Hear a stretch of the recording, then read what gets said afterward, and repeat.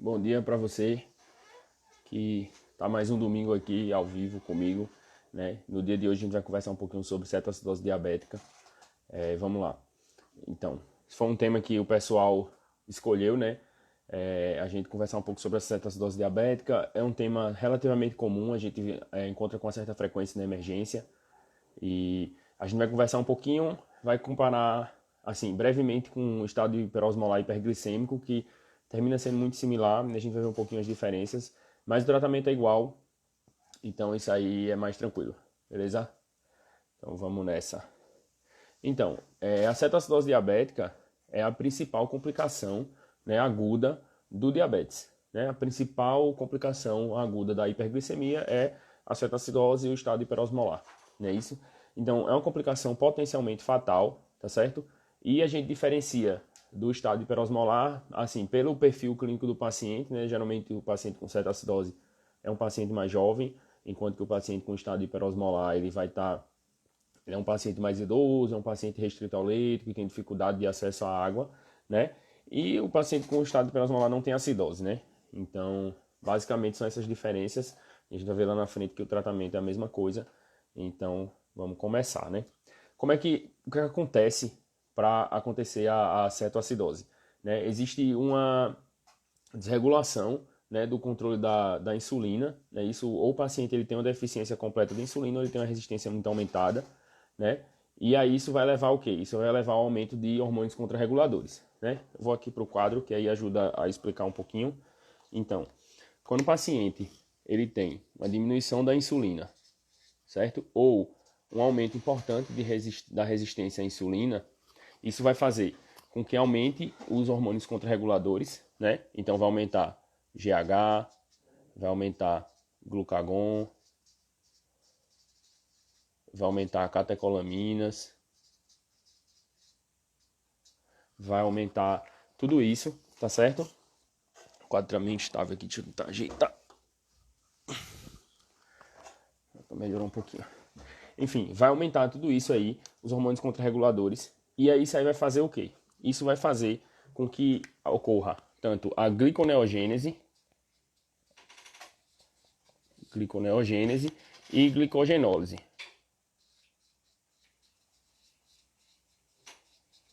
Certo? Quando acontece isso, o que é que vai acontecer? Aumentar a glicemia. Beleza?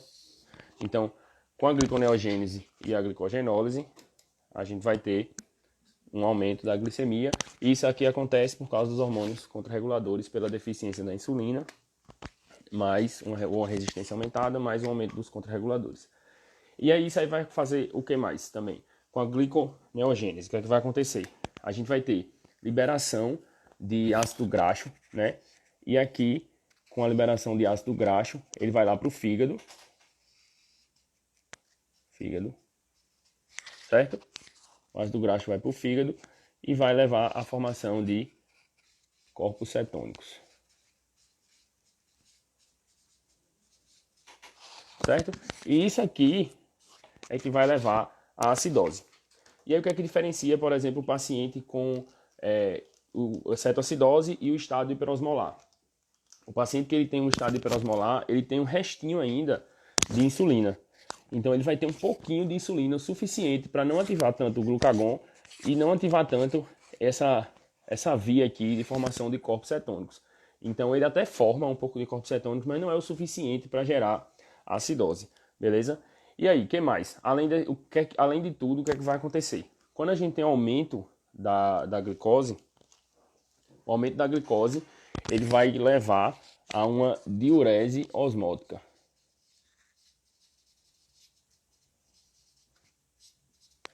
O rim não consegue reabsorver toda a glicose, né, no filtrado, e isso aí faz com que junte muita água. E ele vai juntando água na urina, ele não consegue concentrar mais a urina, ele começa a perder volume pela urina.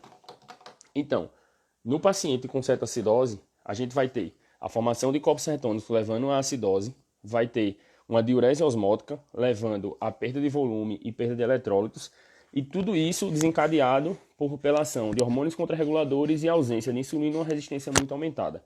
Beleza? nisso aí que a gente precisa focar, tá certo? Para a gente entender, para a gente entender como é que vai ser o tratamento, por que acontece o que acontece no paciente com cetoacidose, tá certo? Então, o que é que pode causar tudo isso? As principais causas, né, de cetoacidose, né, dessa descompensação hiperglicêmica do diabetes, é o uso irregular, né, da medicação, paciente que não adere bem ao tratamento com insulina, né. Quando era interno, tinha casos bem emblemáticos na enfermaria de pediatria de pacientes que marcavam pelo WhatsApp para se encontrar na enfermaria. Todas tinham DM1, né, e aí cada uma tinha seu motivo, cada um tinha um motivo psicológico aí por trás, né, de chamar a atenção da família, chamar a atenção do pai, etc. Mas enfim, elas marcavam de não tomar a insulina, não fazer uso da medicação, comer um monte de besteira, e aí todos iam com cetoacidose lá para a enfermaria e se encontravam e ficavam naquele clima de confraternização na enfermaria. Isso aí acontecia de verdade, então assim, é uma das causas, é o uso irregular, né, da medicação, ou por rebeldia, né, assim, a gente sabe que é muito paciente jovem, então ele pode passar por um momento de revolta, né, ou então por um distúrbio psicológico, alguma coisa desse tipo, né. Outra situação bem comum de causar descompensação é o quadro infeccioso, né, o paciente séptico, o paciente que tem alguma outra infecção, ele pode causar isso aí vai levar à descompensação do quadro de cetoacidose, né. Também a gente encontra bastante o paciente que tem o primeiro quadro, né, abriu o quadro de DM1, então ele já abre direto com cetoacidose porque às vezes não percebe as alterações, também termina sendo uma alteração muito súbita, e aí faz com que o paciente abra com esse quadro agudo, né? E assim, pensando no estado hiperosmolar, a gente tem outras causas também como infarto, AVC, então alguma doença orgânica, né, alguma outra injúria orgânica que aí leve a uma descompensação glicêmica, levando o paciente a ter um quadro de hiperglicemia bem importante, beleza? Mas assim, pensando no paciente com cetoacidose, ou é uso irregular ou quadro infeccioso, isso aí vai ser o grosso, né? Qual é o achado clínico principal? Como é que vai chegar o paciente que tem cetoacidose, que vai chegar na emergência? É aquele paciente jovem, né? Geralmente ele é jovem, abaixo de 29 anos, em torno ali dos 20, 15 anos, certo? E é um paciente que vai chegar bastante desidratado, né? É um paciente que vai chegar com dor abdominal, náusea, vômito. Essa dor abdominal acontece porque existe uma liberação de citocina inflamatória, e essa citocina inflamatória, ela vai fazer liberação, tem a prostaglandina também, e essa prostaglandina vai fazer vasoconstricção esplâncnica. Então, essa vasoconstricção esplâncnica, ela vai causar essa dor abdominal e pode causar náusea, vômito também, né? E aí é mais um fator que o paciente, além da diurese, né, ele pode ter uma hipovolemia mais importante ainda pela questão dos vômitos. O paciente pode estar hipotenso, né, pela hipovolemia, taquicárdico, ele pode ter hálito cetônico também, ele pode ter aquele padrão respiratório de Kussmaul, que é uma tentativa de compensar a cetoacidose, né? E até a alteração do nível de consciência, que geralmente a gente vê a alteração do nível de consciência é muito mais importante no paciente com estado hiperosmolar do que o paciente com cetoacidose. Essa alteração do nível de consciência está muito mais relacionada à osmolaridade, então como não existe uma alteração tão significativa da osmolaridade plasmática no paciente com cetoacidose, então é mais incomum da gente ver o paciente com alteração no nível de consciência. Já no estado hiperosmolar, é bem significativa essa alteração, então geralmente é o que o paciente vai apresentar.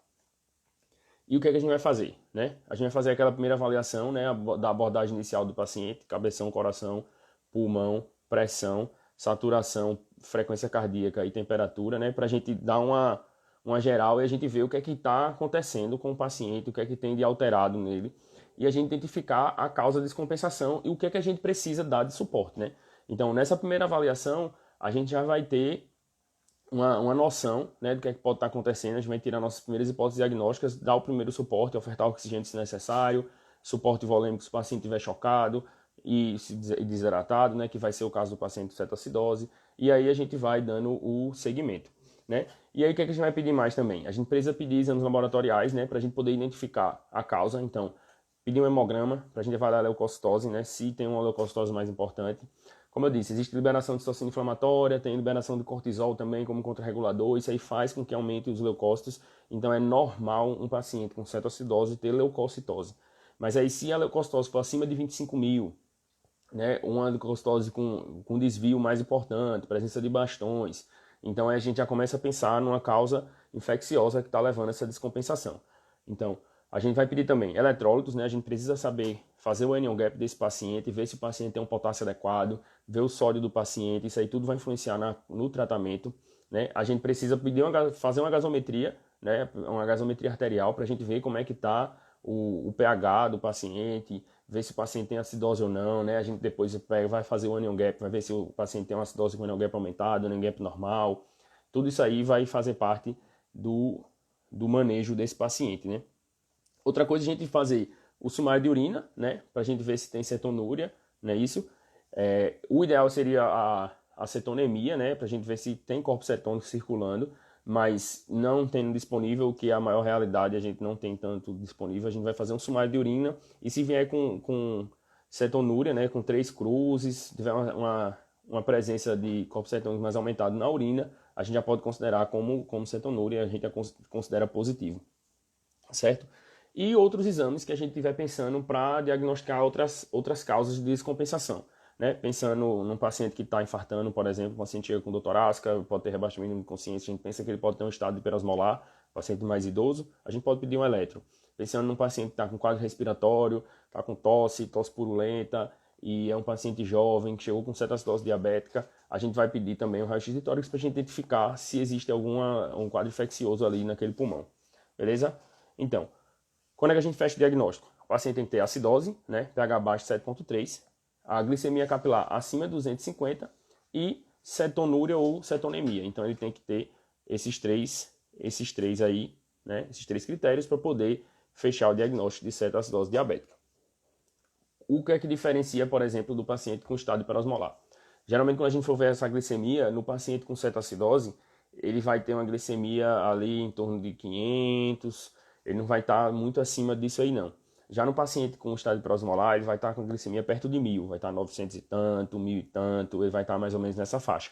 Então, por isso que ele tem uma osmolaridade muito mais importante. A gente vai ver depois ali, eu vou colocar a fórmula. Aqui eu acabo de fazer uma pergunta até interessante, se faz venosa ou arterial. Essa primeira você pode fazer arterial. As posteriores você pode fazer venosa. Acontece que é bem mais complicado de você ter um laboratório disponível para fazer o acompanhamento desse paciente com gasometria venosa, né? Então, no final das contas, o que o pessoal faz mais na prática é fazer gaso arterial mesmo, né? Não é venosa não. Mas pode ser para o pH, para o pH e para os eletrólitos, bicarbonato, a gente pode usar a gasovenosa tranquilamente, que eles vão ter variações muito pequenas que não são significativas para o paciente. Então, se o paciente tiver com acidose ali, um pH de 7,1, pode ficar tranquilo, isso aí é suficiente, já está com acidose mesmo na gasovenosa. Então, a gente diagnosticou, né? O paciente chegou com um quadro clínico, você pensou em cetoacidose, pode ser, e aí você fez a investigação, definiu os 3 critérios lá, ele tem a glicemia alta, acima de 250, fez a gasometria, ele tem um pH abaixo de 7,3, e você identificou cetonúria, né, no sumário de urina. Então, como é que você vai tratar esse paciente? A primeira abordagem que tem que fazer é hidratar esse paciente. Como a gente viu, é um paciente que ele perde muito volume. Ele tanto faz diurese osmótica, ele tanto tem a presença de vômitos, ele perde muito volume. Então tem que hidratar vigorosamente. Alguns guidelines colocam para você fazer 15 a 20 ml quilo, outras literaturas já sugerem você fazer de 1.500 a 2.000. No final das contas você vai fazer muito próximo, porque essa conta no paciente médio, né, ele vai ter esses 15 a 20, ele vai dar esses 1.500 a 2.000 ml no paciente médio, né, vai dar mais ou menos por aí. Então, você vai hidratar com soro fisiológico, fazer ali pelo menos 1.500 a 2.000 ml na primeira hora. Então, o paciente chegou, identificou cetoacidose, bota para correr 1.000 de soro rápido, e aí você vai reavaliando. Geralmente, nesse ambiente de emergência, a gente está ali sempre do lado do paciente, né? Então, coloca o soro para correr, né? Coloca um soro rápido para correr 1.000 ml e vai reavaliando, porque às vezes algum paciente ele pode ter alguma disfunção cardíaca, você não conhece. Eu prefiro ser mais cauteloso nesse ponto, né, do que colocar logo 2.000 de uma vez e correr tudo e o paciente fazer uma congestão por causa disso, né? Então, assim, faz os 1000 ml de soro e reavalia até chegar a mais ou menos 2000 na primeira hora. Agora é importante que faça essa expansão bem rápida, né? No caso, nessa primeira hora, para poder dar uma melhorada no paciente. A ideia de fazer essa expansão volêmica, né, é diminuir a osmolaridade plasmática, né, isso, e compensar essa hipovolemia, né? Um paciente que pode estar chocado, é um paciente que está hipovolêmico pela diurese, pelos vômitos, tudo isso aí, pela fisiopatologia da doença. E depois também, o que a gente vai fazer? Insulinoterapia, né? Para inibir a produção de corpos cetônicos. Então, quando a gente começa a fazer insulina, a gente compensa a glicemia do paciente, inibe a produção de corpos cetônicos. A gente vai repor eletrólito, né? Se dependendo de como for, de que é que vai ter alteração, né? A gente vai ver um pouquinho, quando eu for falar dos eletrólitos, eu vou falar um pouquinho sobre a fisiopatologia também. E repor bicarbonato se for necessário, né? Então, a hidratação, eu já falei um pouco aqui, a questão do 1500 a 2000 na primeira hora. E aí depois, o que é que a gente vai fazer? Depois você vai precisar fazer uma continha, né? Você vai fazer 250 a 500 ml e aí vai depender se você vai fazer soro a 45% ou a 0,9, vai depender do sódio do paciente, né? Vamos para o quadro agora para eu poder mostrar como é a continha. Não é difícil não, é tranquilo. A conta é a seguinte: você vai ter que corrigir o sódio do paciente, né? O paciente chegou, você solicitou os exames e aí você fez a primeira expansão e aí na segunda hora você vai começar a fazer a manutenção da hidratação desse paciente. Então, vai depender se o sódio for maior do que 135, então você vai fazer a reposição com soro a 0,45%. 0,45%. Certo? Se o sódio for menor do que 135, você vai fazer a reposição com soro a 0,9, né? O soro fisiológico normal. Esse aqui é 0,45. Deixa eu ver se ficou bom. Tá bom de ver aqui no vídeo. Então, você vai fazer isso aí. E aí, como é que esse sódio aí, basta ser o sódio sérico? Não, aí tem que ser o sódio corrigido. O que acontece? A glicose, quanto mais alta no sangue, mais ela mascara o resultado do sódio. Então, como é que a gente vai fazer? Cada 100 de glicose, você soma 2 no resultado final do sódio.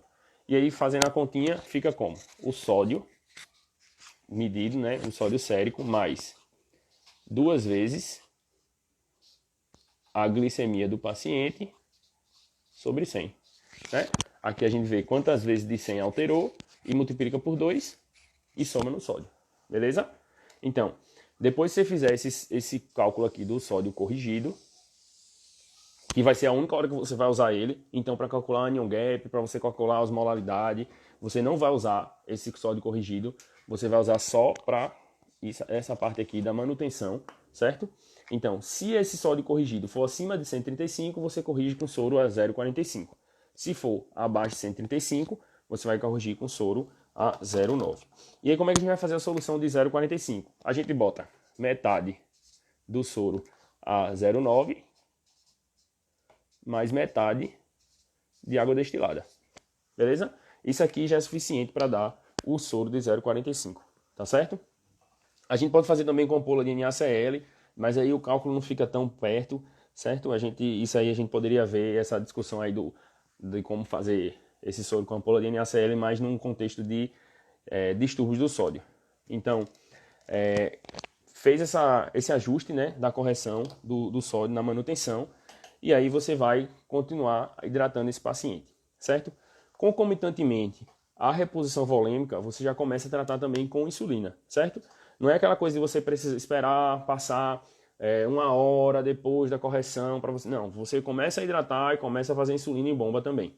E aí como é que a gente vai fazer essa insulina? A gente vai fazer 0,1 mg quilo, 0,1 unidade quilo EV em bolos, e depois você vai fazer a mesma concentração, 0,1 unidade quilo hora em bomba, certo? Vou mostrar aqui como é que fica a solução. Então vamos lá.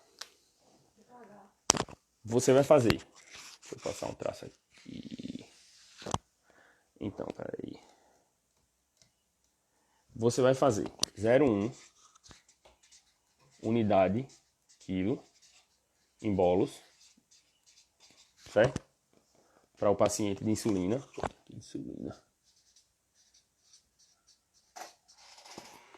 Insulina regular.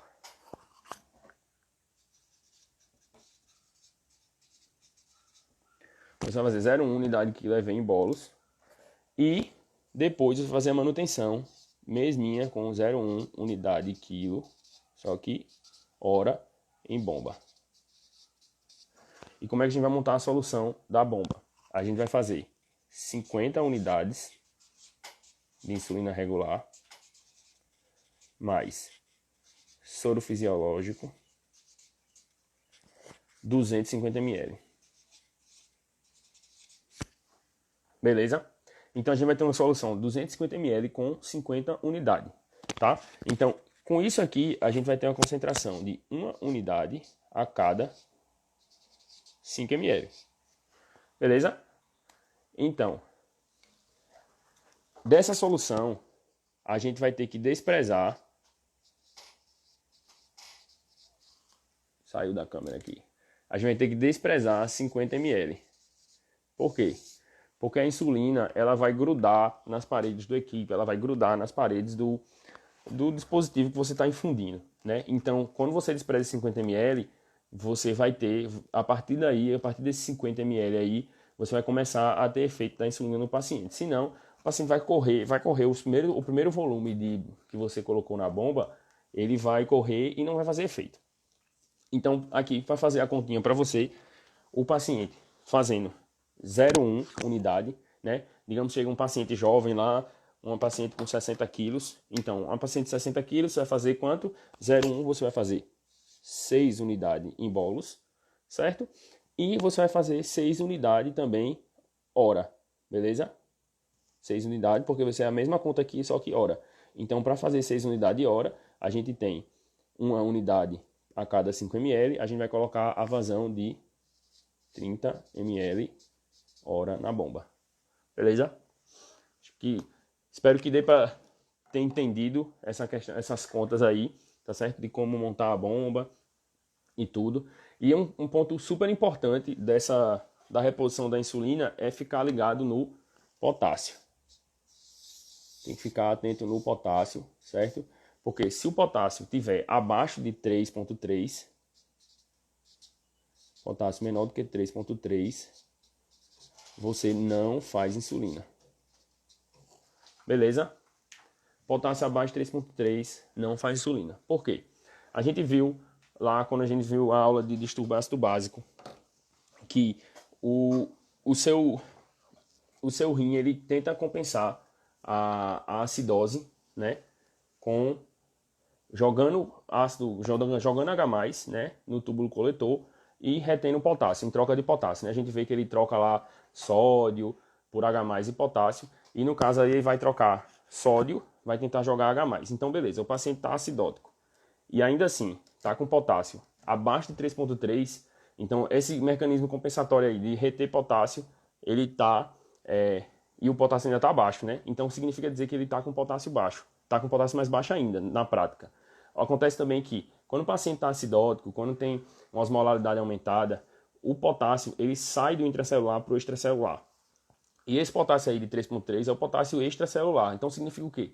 Que está dentro da célula, está bem menor. E aí um paciente que está com acidose, que está com potássio abaixo de 3,3, na prática ele está com potássio menor ainda. Quando você começar a corrigir a acidose, a gente vê lá na aula de distúrbio de potássio que quando a gente pode corrigir uma hipercalemia, né? Coloca um mecanismo de shift, fazendo um bicarbonato, por exemplo, aumentando o pH do paciente. Então você vai jogar potássio para dentro da célula e você vai baixar ainda mais esse potássio. Então, se você fizer insulina para o paciente com potássio abaixo de 3,3, ele vai fazer uma hipocalemia severa. Então, nesse caso, você não começa a insulina, certo? A gente vai falar um pouquinho do potássio com mais detalhes na frente, o que é que vai fazer com esse potássio abaixo de 3,3, porque a gente vai continuar aqui na questão da insulina, beleza? Então, qual é a meta da gente com essa insulinoterapia? Fazendo 0,1 unidade quilo hora para o paciente. A gente quer baixar de 50 a 70 mg por decilitro da glicemia do paciente, né? A gente vai ficar verificando a glicemia do paciente ali de mais ou menos de hora em hora, então a gente quer baixar a cada hora de 50 a 70. Se a gente não conseguiu baixar, não consegui baixar, baixou só 30 mg por decilitro, dobra a vazão. No caso nesse paciente aqui, um paciente de 60 quilos, né, que estava fazendo 30 ml hora, a gente vai colocar 60 ml hora, certo? Dobra a vazão e na próxima hora a gente reavalia. Mas aí baixou demais, eu estava querendo baixar só até 70, baixou 120. Então a gente vai e reduz a vazão pela metade. Então o paciente está fazendo 30, você vai colocar 15, por exemplo, certo? Então você vai ajustando a vazão de acordo com a redução da glicemia do paciente, certo? E se está ali entre 50 e 70, mantém e você vai deixando até chegar até mais ou menos 250, 300, é isso aí. Agora você vai começar a fazer outras medidas para poder compensar mais esse paciente. Então, quando o paciente chegou com uma glicemia entre 250 a 300, você vai começar a infundir para ele soro glicosado, né? Porque a nossa meta é manter essa glicemia ali em torno de 200, certo? Eu não quero que fique nem muito acima disso, nem muito abaixo, quero que fique ali em torno de 200, então começou ali a ficar nesse patamar, a gente começa a infundir soro glicosado. Uma opção que a gente pode fazer é infundir a solução de hidratação, né? Geralmente vai ser soro 0,45, né? Ele não tá tão... A natremia não vai estar tão baixa assim, não vai estar hiponatrêmico, mas pode estar, mas enfim. A solução que você colocou, né? Aí você coloca uma equipe em Y, né? Ou então um three-way, que você possa botar dois soros, né? No mesmo acesso. E aí de um lado você coloca um soro a 10% de glicose e do outro lado a solução da hidratação. Então se você quer fazer glicosado a 5%, então você vai e coloca metade da vazão que você quer fazer em cada bomba. Eu não sei se ficou claro isso aí, mas por exemplo, você quer fazer, tá com soro a 10. Se você fechar o soro da hidratação e deixar a vazão toda no soro a 10%, você vai fazer 10% de glicose. Se você fizer o contrário, fechar tudo do glicosado e deixar a vazão só na hidratação, você vai fazer sem glicose, né? 0%. Se você botar meio a meio, vai fazer 5%, e aí você consegue ir dosando isso aí, a glicose você vai infundir. Isso aí ajuda você a controlar o paciente, que pode fazer hipoglicemia, que pode fazer... você não quer dar tanto soro, mais tanto glicosado, entendeu?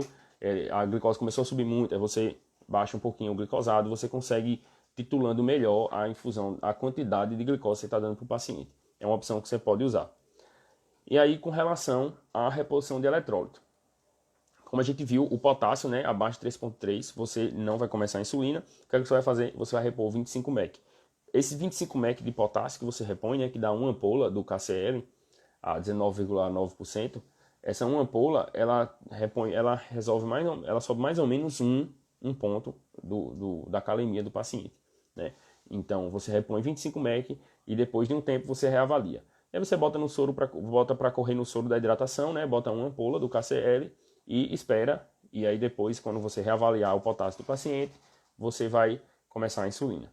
Se o potássio está ali entre 3,3 e 5, então você não precisa esperar para repor o potássio, você pode começar a insulina, e aí todo litro de soro que você está infundindo, você infunde uma ampola de KCl também, para manter o potássio desse paciente. Lembra que ele é um paciente que ele tem esse potássio aí, é meio enganoso, né?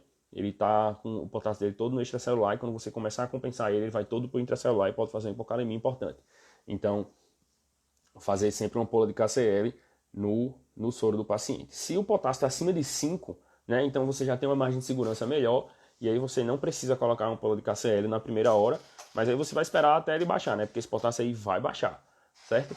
Então, na segunda hora você vai reavaliar, e aí a partir do momento da manutenção, talvez você comece ali a fazer a reposição. Mas sempre checar o potássio do paciente e ficar atento se o potássio estiver baixo demais, para você não fazer uma hipocalemia severa no paciente, beleza?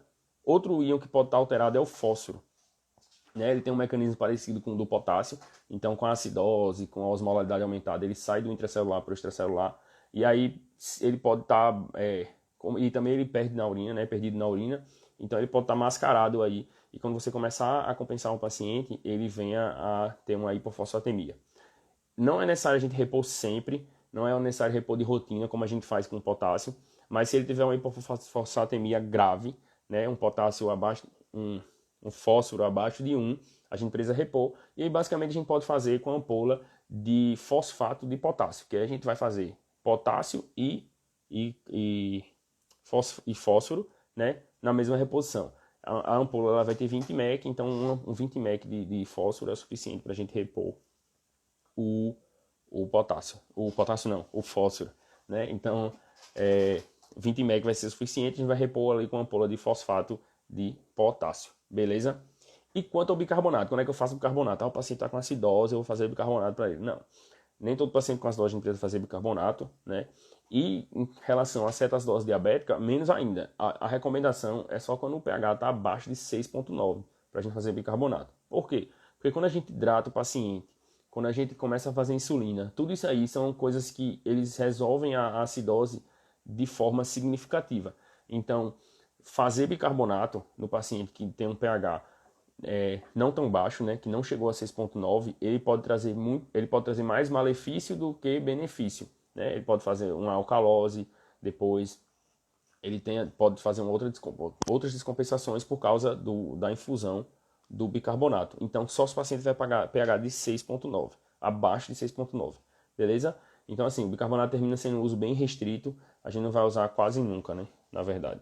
E aí a monitorização desse paciente a gente vai fazer com glicemia, né? Como eu comentei já, vai fazer a glicemia de hora em hora, você vai fazer a gaso de hora em hora. Como já surgiu a pergunta aqui, perguntaram se podia ser venosa ou arterial, né? O segmento, ele poderia ser com gaso venosa, né? Você fazer o acompanhamento para você ver pH, para você ver bicarbonato, é suficiente o sangue venoso, né? Mas isso aí dependeria de um laboratório mais atuante e que não é bem uma realidade. A gente sabe que não é bem assim que as coisas funcionam, né? Pelo menos eu particularmente não trabalhei em um ambiente que a gente conseguiria ter o laboratório coletando exame de hora em hora, né? Então, termina sendo gás arterial. Na prática, o que a gente vai fazer é coletar a gaso, né? Muitas vezes o paciente vai fazer uma PAI, né? Porque você vai coletar gaso de hora em hora ou de 2 em 2 horas, a depender da disponibilidade que você tem no serviço, né? E você vai fazer também os exames laboratoriais a cada 2 a 4 horas para você ver função renal, eletrólito, para você poder fazer os ajustes quanto à natremia do paciente, quanto à calemia do paciente, né? E a função renal que pode ficar alterada por esse contexto de hipovolemia importante, e aí você pode ter uma alteração da função renal, beleza? E aí quando é que a gente suspende a insulina, quando é que a gente sabe que o quadro da cetoacidose está resolvido, né? Quando o pH está acima de 7,3 ou o bicarbonato ele está maior do que 15, né? Então você teve uma resolução da acidose, né? Você teve uma resolução da acidose, melhorou o pH, melhorou o bicarbonato, e o anion gap ele normalizou, né? Ficou abaixo de 12, né? Então a gente tem ali que a gente sabe, a gente não tem mais nenhuma outro composto, né, causando essa acidose, né, com anion gap normal, e resolveu a acidose, né? Tendo 2 desses 3, a gente já pode considerar como resolvido, né, o quadro de cetoacidose, e aí a gente vai dar o segmento no paciente e no controle do diabetes dele, né? E como é que a gente faz para tirar essa bomba de insulina, né? Então, como é que a gente vai fazer? O ideal é que o paciente tenha alimentação VO, né, e esteja com nível de consciência bom para poder tá se alimentando. Então, isso aí é importante frisar para o paciente, por exemplo, com estado hiperosmolar. O principal problema deles muitas vezes vai ser uma alteração no nível de consciência, então ele vai ter que ter um nível de consciência preservado para a gente poder suspender a bomba de insulina e suspender esses cuidados mais intensivos, né? Então, você vai fazer uma dose da insulina regular conforme o protocolo do seu serviço. Alguns lugares recomendam 10 unidades, alguns lugares recomendam fazer conforme o protocolo, mas vai fazer uma dose de insulina regular de acordo com o protocolo, e depois de 1 hora dessa dose, você vai tirar a bomba de insulina, né? O paciente vai deixar de fazer insulina e bomba. Por quê? Você não pode tirar subitamente, porque senão você vai fazer uma hiperglicemia no paciente refratária, né, à tirada em resposta, né, à tirada da insulina e bomba, né? E aí você depois vai iniciar o esquema da insulina basal bolus, né? Fazer insulina com NPH, fazer dose de insulina regular, e você vai controlando o diabetes do paciente a nível ambulatorial mesmo e vai ajustando, beleza?